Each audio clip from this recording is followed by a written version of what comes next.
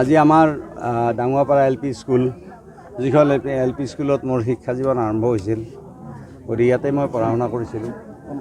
গতিকে আমাৰ এইটো ভোট কেন্দ্ৰ অতীতৰ পৰা চলি আছে। আজি আমাৰ এই ভোট কেন্দ্ৰত আমি আজি ভোটদান কৰিলোঁ আৰু ৰাইজেও যিটো আমি সঁহাৰি ৰাইজৰ পৰা পাইছোঁ, আপোনালোকে দেখিছে যে প্ৰতিকূল বতৰকো নেওচি আজি ৰাইজ আগবাঢ়ি আহিছে। গতিকে আমি নিশ্চিত যে এইবাৰ বৰপেটা লোকসভা সমষ্টিত আমাৰ মিত্ৰজোঁটৰ প্ৰাৰ্থী ফণীভূষণ চৌধুৰী ডাঙৰীয়াক হাতীৰ ছবিত ভোট দি বিপুল ভোটত ৰাইজে জয়যুক্ত কৰিব।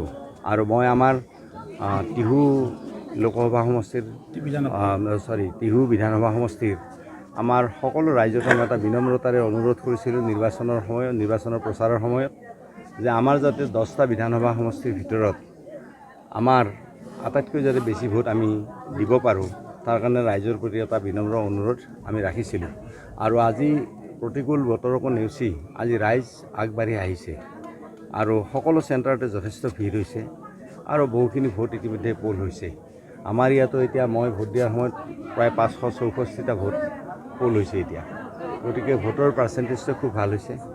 গতিকে আমি ভাবোঁ যে ভালেই হ'ব নিৰ্বাচন। ৰাতিপুৱাৰ ভাগত কিছু প্ৰতিকূল বতৰ আছে, ৰাতিপুৱাৰ ভাগত বৰষুণ আছিল।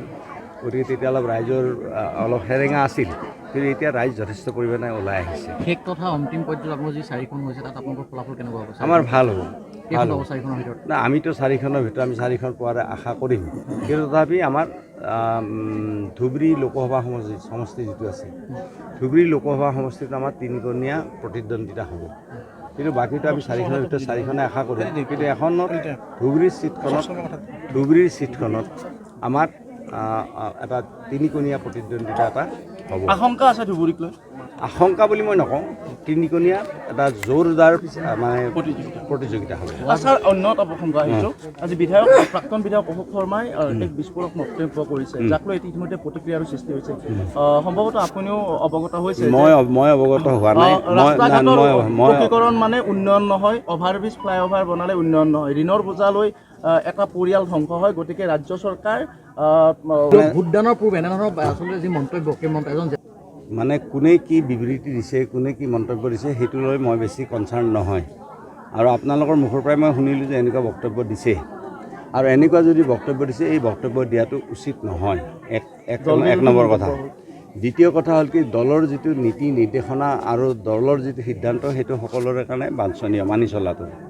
গতিকে যদি কোনোবাই মানি নচলি দলৰ বিৰুদ্ধে গৈ কথা কয়, তেতিয়া দলে তেওঁৰ ওপৰত ব্যৱস্থা ল'ব, অনুশাসনমূলক ব্যৱস্থা ল'ব দলে তেওঁলোকৰ ওপৰত। আৰু দ্বিতীয় যিটো কথা, দ্বিতীয়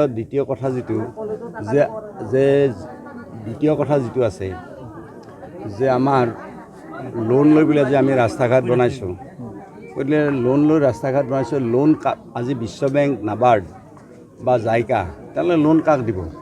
যিখন ৰাজ্যৰ GDPৰ ওপৰত ভিত্তি কৰিহে লোন দিয়ে।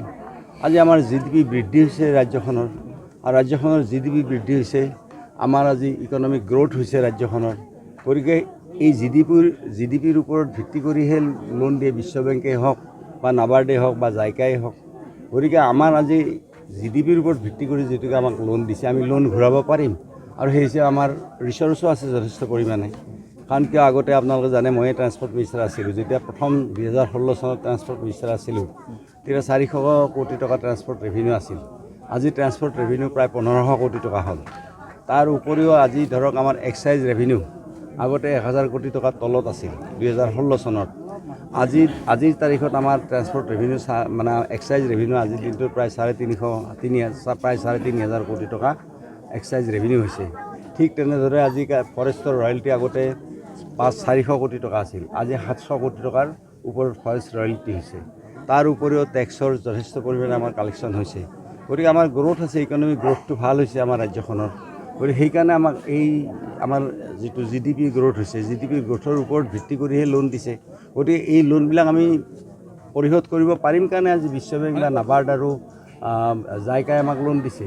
আৰু সেই লোনেৰে আজি ৰাস্তা ঘাট হোৱাটো যদি কয় যে উন্নয়ন নহয় কোনোবাই, সেইটো ভুল। কাৰণ এখন দেশ বা এখন ৰাজ্যত যদি উন্নতি হ'ব লাগে, তাৰ যাতায়াত ভাল হ'বই লাগিব।